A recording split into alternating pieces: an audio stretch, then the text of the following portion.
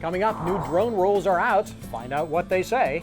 Piper's new flagship gets certified, and the FAA grants a waiver for a flying car. Plus, it's summertime. Shine that airplane up with household products. AOPA Live this week begins in just a moment. It's been called the most sophisticated single-engine airplane ever.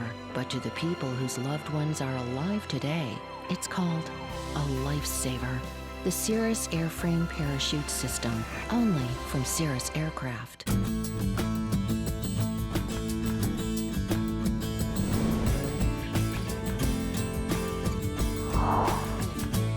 Hello and welcome to AOPA Live this week. I'm Tom Haynes with Melissa Rudinger.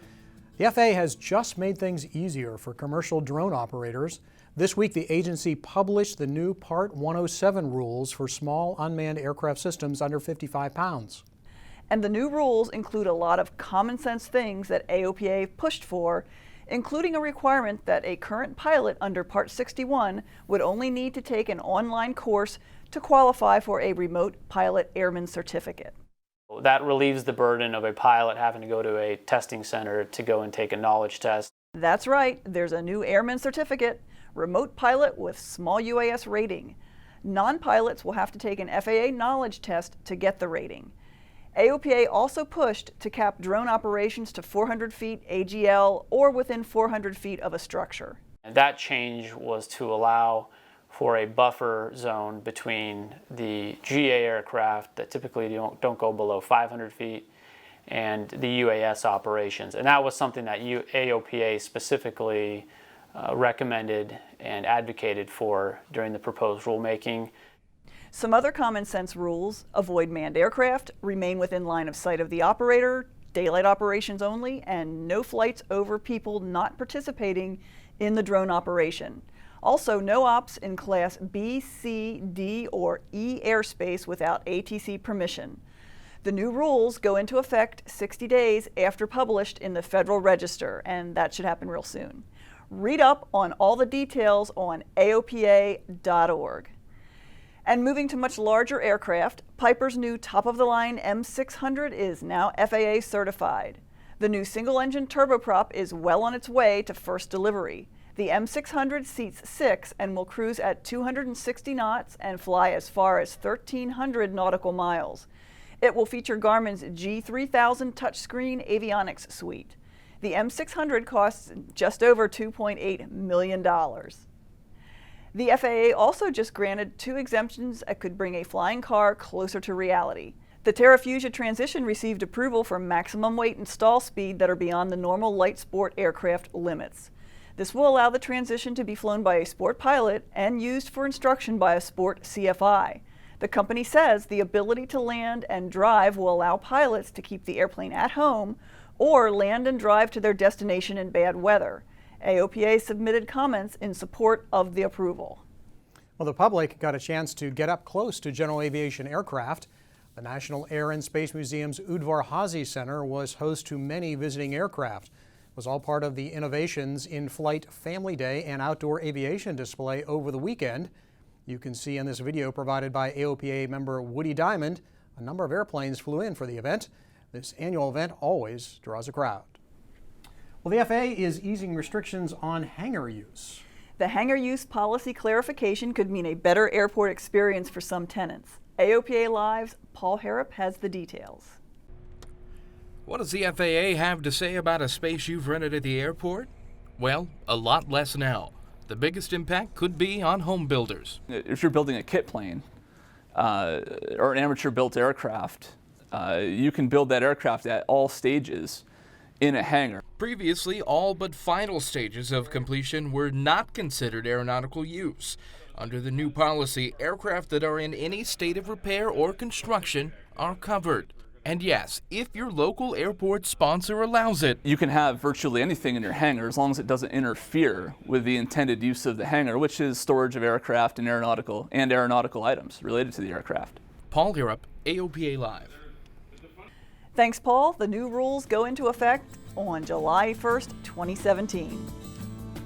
Coming up after the break, another program to get ADS-B rebates. And making your airplane shine for the summer. You're watching AOPA Live this week.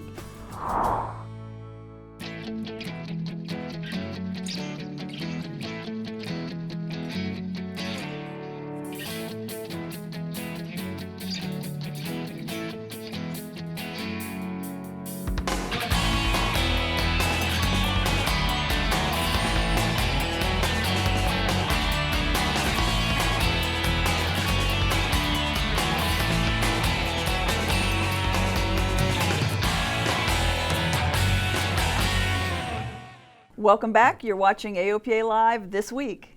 Well, as we record this, Solar Impulse 2 is still trekking across the Atlantic. The solar-powered airplane took off from New York on Monday for what is estimated to be a 72-hour flight. The destination, Seville, Spain. The Solar Impulse team is closing in on their final destination, Abu Dhabi.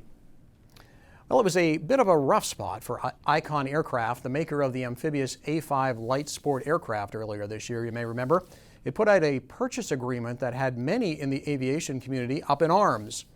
Well, now Icon has addressed some of the most controversial aspects of that agreement with a new version that does away with airframe life limits and caps required airframe inspection costs.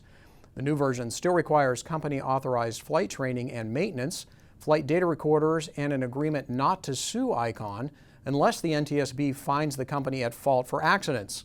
But it eliminates other restrictions such as a 30-year airframe life limit, mandatory cockpit audio-video recorders, transfer fees, and buyback provisions. Well, looking to equip with ADS-B out now? Free Flight Systems and Avidyne will give you $500 if you equip now using certain models of their products. Those company rebates usurp the FAA rebate program that starts this fall. Meanwhile, Navworks has lowered the cost of one of its lowest price models by $200, which can be combined with the FAA $500 rebate. To learn more about the rebates and available ADS-B technology, go to aopa.org/ADS-B. Controlled flight into terrain is a killer, and it's completely avoidable. The AOPA Air Safety Institute has a new video that will help arm you with the knowledge you need to stay safe. The Institute's George Perry says the video will look at tips and technologies that will help do away with these crashes. The common denominator around CFIT are usually a pilot flying VFR at night in hilly or mountainous terrain. And so that's sort of the high priority times where you got to be careful, and also the technology, the low-cost technology that's out there right now that can keep you safe. You can find the video at airsafetyinstitute.org/safetyvideos/CFIT. It was made possible by COPA and the Donner Foundation. We're less than a month away from the greatest aviation celebration. Not that anyone is counting, of course, but from July 25th through the 31st, the Wisconsin skies will be full of fun and excitement. This year features a celebration of 100 years of Boeing. They will also honor the 75th anniversary of the attack on Pearl Harbor. Some pretty cool airplanes are scheduled to appear, including the Martin Mars water bomber, which is an amazing airplane. Should be fun to see. Also honoring 25 years since Desert Storm. AOPA will be there with a large campus right on the flight line. Look for us by the iconic brown arches. See you there. Well, if you're headed to Oshkosh or any other fly-in this summer, you want the airplane to look its best. You could spend a lot of money on products to make it shine, but Dave Hirschman says just look under your kitchen sink. Are bugs and scuff marks and dirt taking the shine off your ramp appeal? Never fear. Some simple household products can get your airplane looking great in no time. Summer means lots of smashed bugs on the leading edges, like here on Tom's Bonanza. Some Lemon Fresh Pledge will take it right off. Now, another great thing about the Pledge is that it works as well on the windows as it does on the leading edges. And your airplane will never smell better. Scuffs and grease can easily find their way onto your interior surfaces, but a Mr. Clean Magic Eraser takes them right off this glass air. Look at the dirt that has come off on that. Wow, see, I wouldn't have thought. I thought, oh, my airplane's nice and clean. And if all the climbing in to clean leaves footprints on your wing walk, leave that to the magic of scrubbing bubbles. Spray it on, let it sit, wipe it away. They do the work so you don't have to. With a little bit of elbow grease and a trip to the supply closet, your airplane can be ready for summer in minutes. Dave Hirschman, AOPA Live. Thanks, Dave. Had a photo mission last week where we smashed a lot of bugs, and I appreciate you guys getting them off, all right? Well, that's going to do it for this week on AOPA Live this week. I'm Tom Haynes. And I'm Melissa Rudinger. See you here next Thursday for another edition of AOPA Live This Week.